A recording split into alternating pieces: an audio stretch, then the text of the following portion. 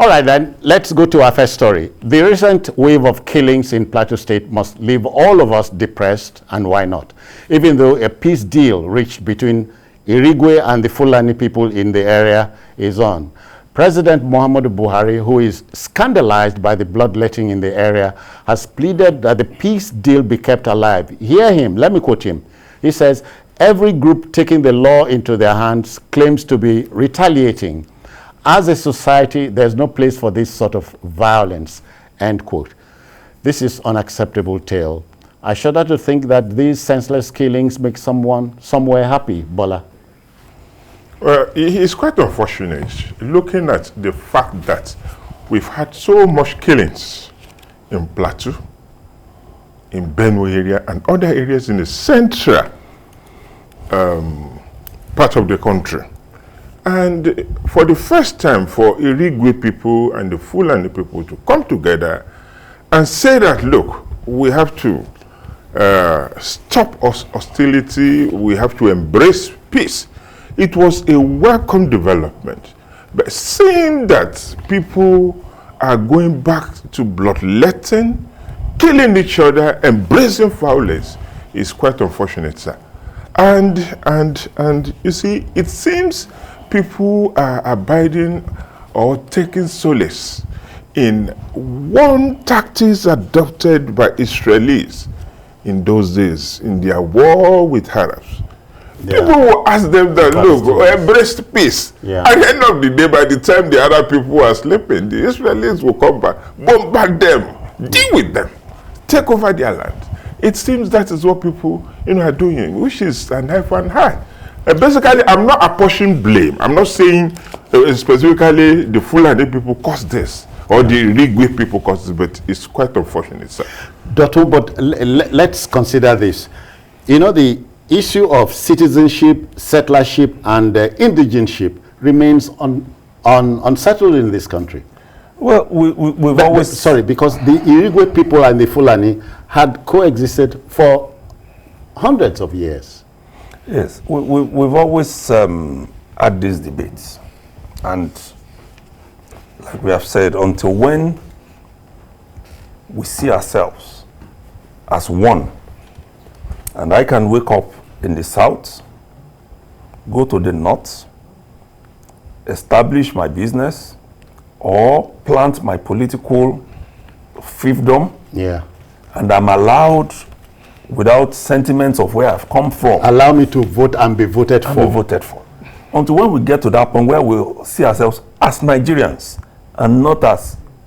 I'm tempted to ask, when do you think we'll get there?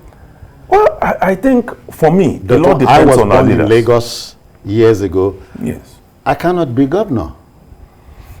Well, unfortunately so, because you are likely to be classified as not being a Lagosian or not even being a Southwesterner. But that shouldn't be, because we have... So in the indigenship problem... is still there. Is still there. Very well pronounced. Who removes it? Our leaders will do. Removes it? Our leaders will do. We need to get to a point where we see ourselves as Nigerians.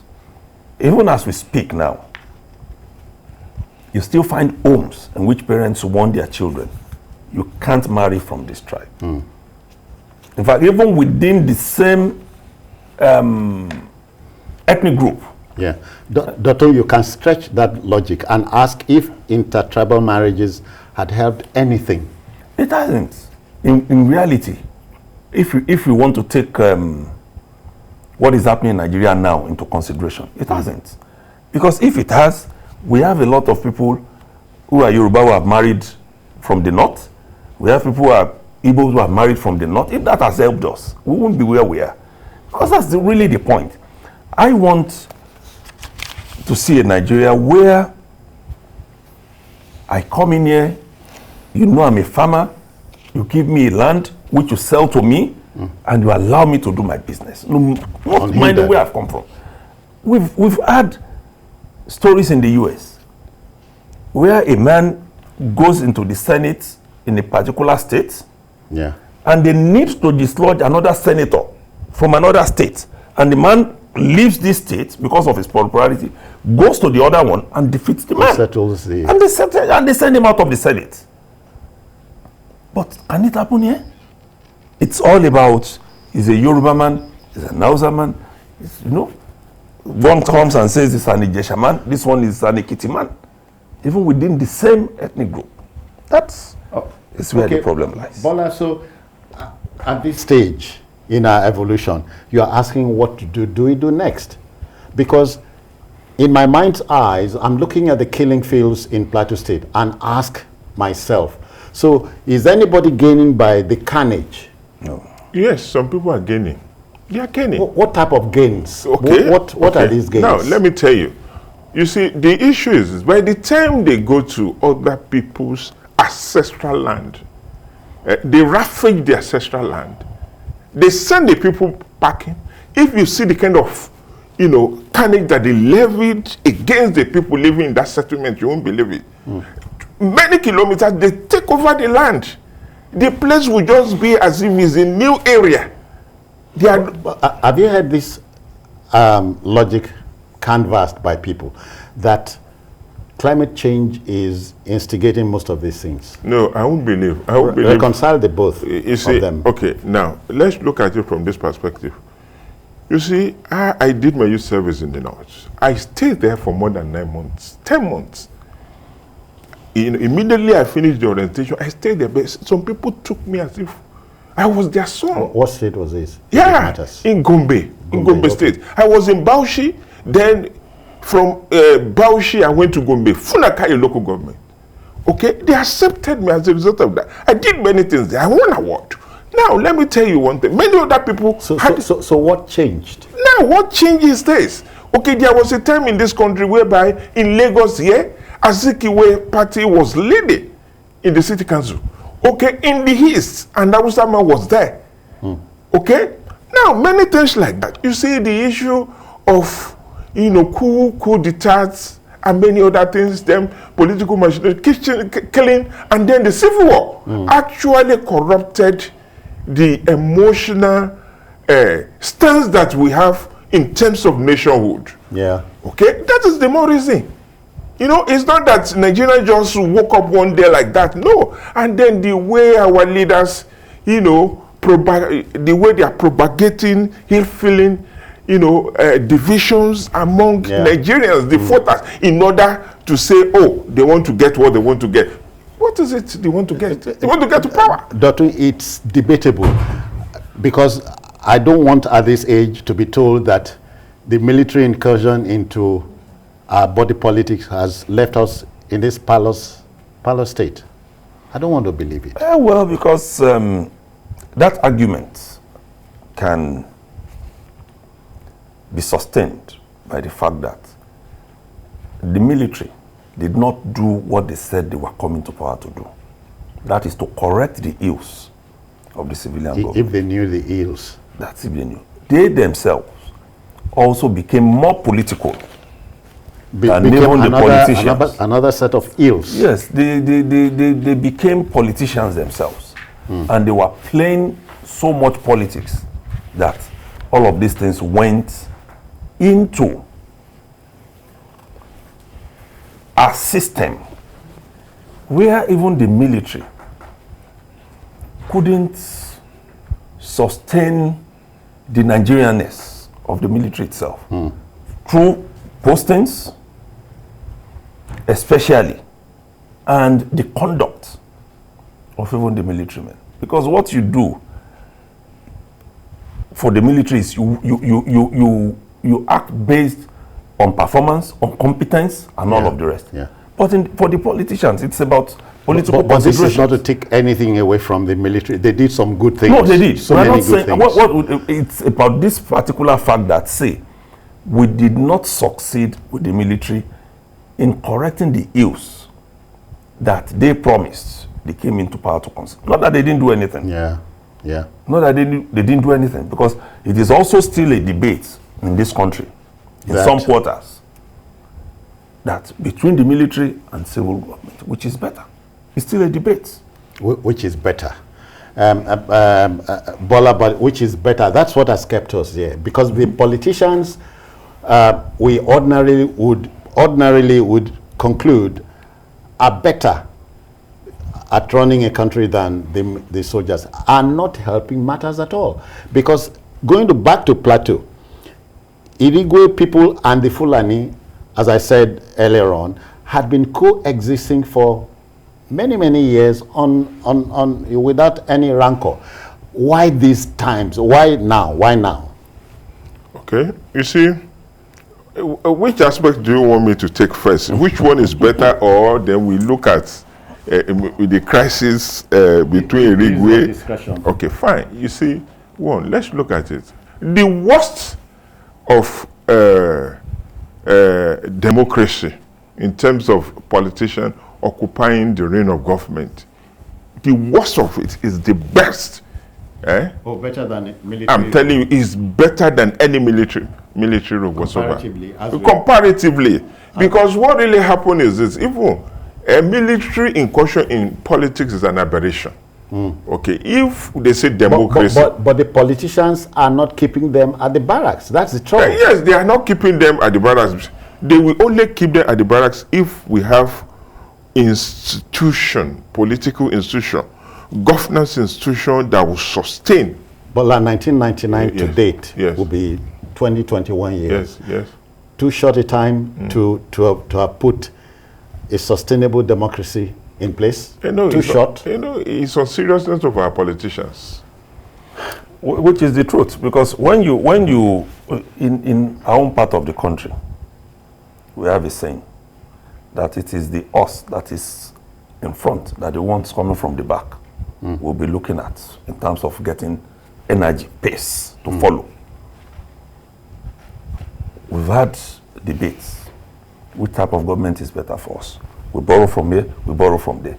But unfortunately for us, those we claim we are copying, they are moving. If those people who had, who were the bush clearers, should spend 10 years doing a particular thing, then we shouldn't take more than one, because we have who we are looking up to, those we are using as our gauge. Yeah. That's what we should be doing. Okay, Dr. I hear Debo is joining us from Lagos here. Good evening, Debo. Welcome. State your religion, state your state of origin, and stuff like that. Let us be discussing the root cause of all these problems. I guess that way we can get solutions to our problem. That's my contribution, sir. Okay. You got what he said. Yes. Yes. You see, so the fault is not in our stars, but in ourselves. In ourselves. And let me tell you, the best of electoral law will not solve the situation, except we are serious. Let them, go to anywhere and bring the best of law. You will still see Nigerians, politicians, picking holes from the law in order, to make... Yeah, Bola, who does the killing of human beings, please, ordinarily? It's because you call that politics? No, it's not politics. It's because we don't have souls. These people will end up killing. They will go to mosque or they will go to church the second day or that same day. I seem not to understand. Pray to God that please forgive me. What type of? No, but you will never be forgiven. But if you are saying who does it pay, let's look at it. There are some people who have arms they want to sell. It pays them. Within the country? Yes, within. We'll see for us to have maybe in 2 tranches recover the kind of arms that they recovered at Apapa port. You know how many would have entered into the country? You can just imagine. There are those... Dr. Arms were recovered at the Apapa port. Yes. Who has been nailed for it? It's a big question. It's still there. We still have it looking for those people to tackle. But those things are still flowing within the country. Because when you look at the availability of these things, you'll be amazed. You watch some videos and you see the kind of guns civilians are carrying around. Yeah. And then another set of people, those who sell land. Those who benefit from, okay, if we cause problem here, we can also take over this land. So these are merchants of death. And then we also have the politicians. And that's also business for them. It's business. All right. Don't forget the politicians. There's a caller here in town. Good evening, caller. Welcome. Let's go. We love the So love the we connection also to have the you. politicians Yeah. who are always thinking 2, 3, 4 years ahead of election. Where do we cause problem in order to be able to manipulate the votes? They're also there. So there are people who are gaining from these things, no doubt about it. It is now for us to have leaders. At this point, is it the fault of the politician or the elector? Well, Is it the politician or the elector? well, unfortunately, because of the level of poverty and inability to be able to sit down and analyze the situation by we who are being governed, we lose sense of direction.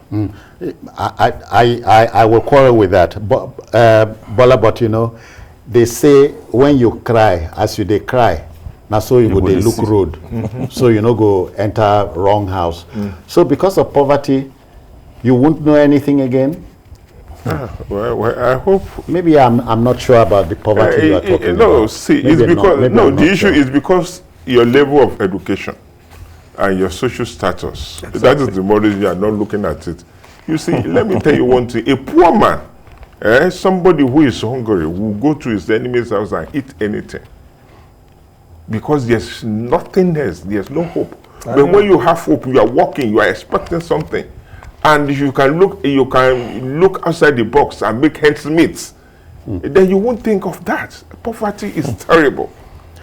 I don't know. Maybe you are talking about poverty of the intellect, which I think Even poverty of money. Of money. You know, there are some people who don't have material hope. poverty. Yes, sir. Yes. There are people who don't have hope. So for But them, that means sometimes nothing. you go broke. Does it mean you lose your head? No. Our own kind of being broke has expectation. Yes. There's expectation that in the next few days, this will come. Or even if this doesn't happen, I can call Citizen Jones and say, Citizen, I beg, share me from your 5 naira. Help my ministry. Help my ministry. My ministry. And We you have do all that. of that among us. And that's what I say to people. Before in this country, we used to say upper class, middle class, lower class. Those of us who believe that we are even finding things difficult, we are part of that upper class now, unknowingly to us. We don't know. Because a lot of people can't even eat. And some of us are still able to eat 2 times a day. Let's quickly join Olawale. He is reaching us from Ikorodu here in Lagos. Olawale, I greet you. Good evening. Oh, Citizen Jones, I greet you, Yeah. and I greet others. Thank you, sir. With you. Thank you. Yes, I'm so much impressed with this particular topic you are discussing. Don't let us deceive ourselves. We don't have any disaster in Nigeria. Our politicians are our unmitigated disaster. They are the one causing division. They are the one causing problems. You talk of merchant of debt the other time. The Auditor General of the Federation recently released a report of the amount of arms and ammunition that have disappeared from the police armory. Nobody has been held responsible for that. And those guns, those arms and ammunition must have gone to wrong hands. And we are preparing for election. And another problem we have is illiteracy and poverty. Unless you are able to reduce to the barest minimum, those two, then we can have a headway. God bless you. Thank you, Wale. Yeah, Bola, but you see, yes, the outer enemy is the politician. So the poor man way hungry, they catch. No knowing enemy. If you are hungry, you don't know your enemy. They don't know. But can you reach them? The enemy, can you reach them? This particular enemy? Is that not why we always question armed robbers? That why do you come to the house of the poor like you? Why don't you go to where you know there is money inside the house? And Where there is there. affluence and still there. That's what happens. Because they get pets. Hey, Lions as pets and so on. you know where to go.